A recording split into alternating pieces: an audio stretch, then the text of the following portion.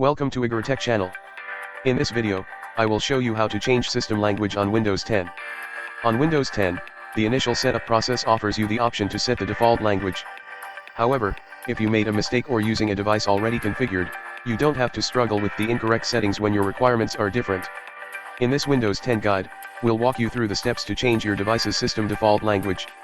To change the system default language, use these steps. Open Settings. Click on Time and Language. Click on Language under the Preferred Languages section. Click the Add a Language button. Search for the new language. You can do a search using the country name.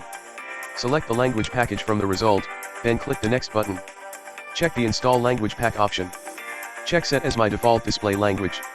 Check all the additional features as necessary, for example text-to-speech and handwriting. Click the Install button. If the installation driver is not available in your system, Windows will download and install it.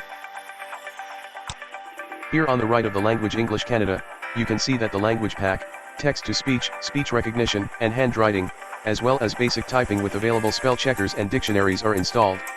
After you complete the steps, the display language will change across the entire Windows 10 experience including the sign-in screen, Settings app, File Explorer, Desktop apps browser and websites you visit. Depending on your new settings, Windows may prompt you to review your privacy settings again. This covers how to change system language on Windows 10. If you have a question to ask, leave it in the comments below and I'll do my best to answer it. If you found this tutorial is helpful, please give us a thumbs up and don't forget to subscribe on our YouTube channel. Thank you very much for watching and have a great day.